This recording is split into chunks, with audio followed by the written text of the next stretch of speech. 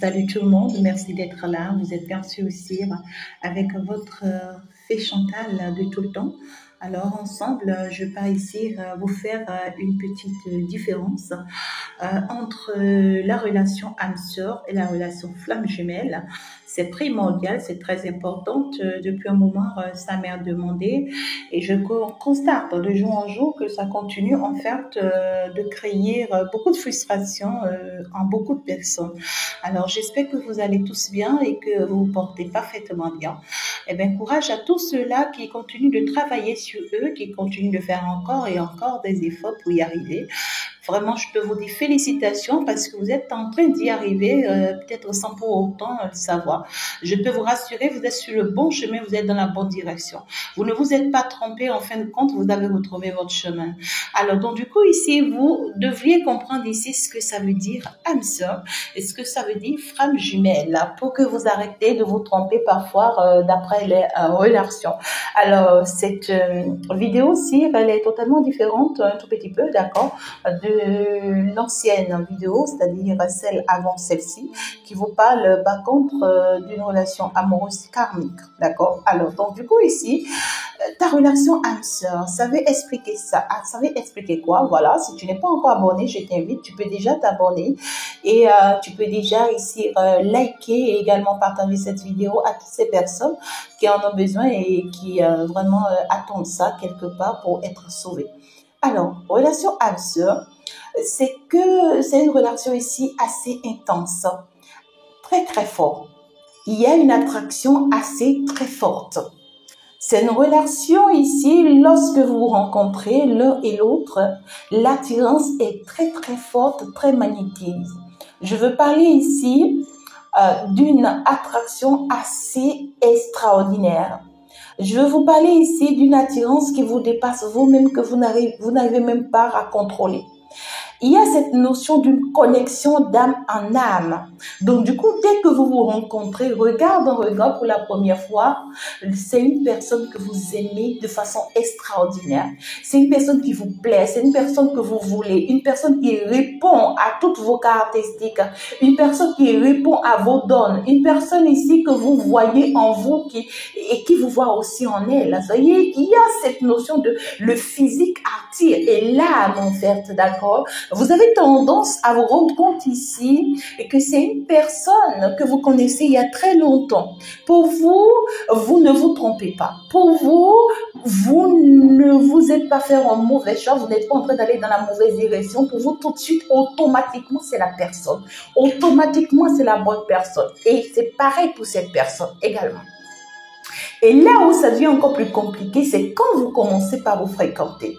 Quand vous commencez par avancer, par cheminer ensemble, cette personne paraît être la plus belle personne que vous n'auriez jamais rencontrée de toute votre vie. Cette personne, c'est la personne la plus parfaite, la plus magnifique, la plus harmonieuse que vous voudriez dans votre vie depuis très longtemps.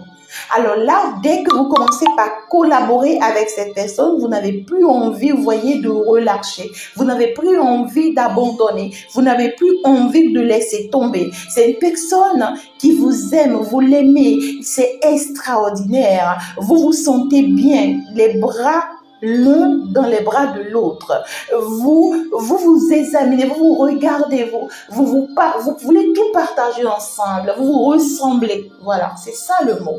Vous vous ressemblez tellement. Vous ne comprenez pas pourquoi. Parce que souvent, vous allez constater que les atouts que vous avez, ben, l'autre aussi a des atouts pareils comme vous. Ou c'est une personne qui a des atouts qui ressemblent à vos atouts. Je peux vous le dire, vous êtes ensemble parfaitement bien. Vous vous sentez bien ensemble. D'accord?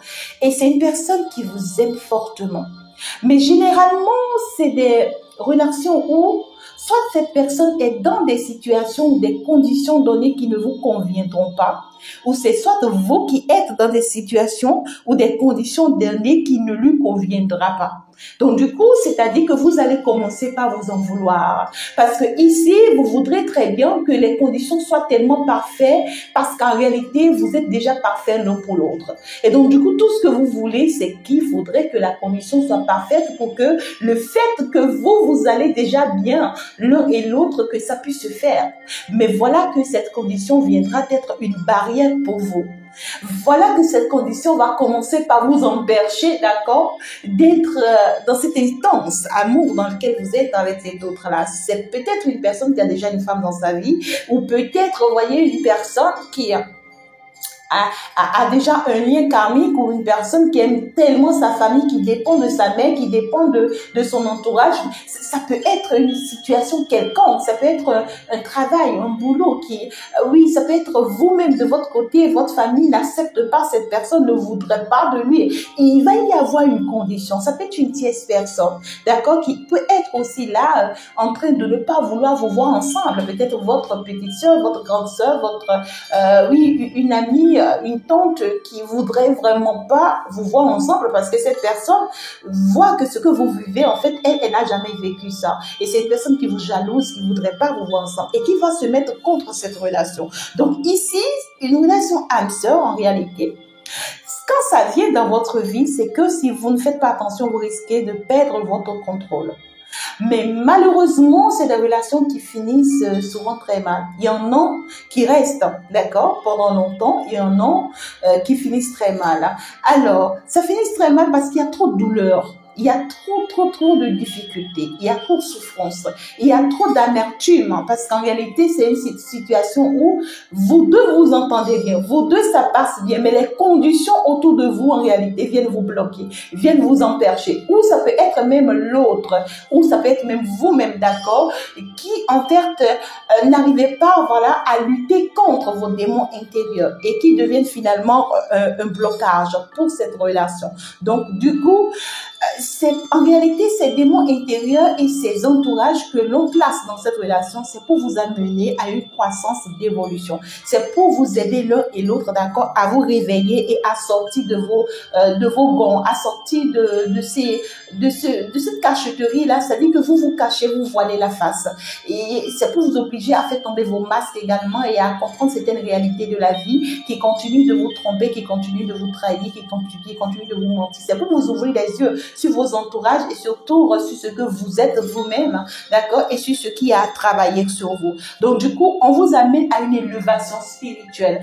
Alors, vous êtes censé d'aller vers cette élévation spirituelle sans pour autant choisir de finir ensemble compte tenu des conditions de l'un et de l'autre, d'accord?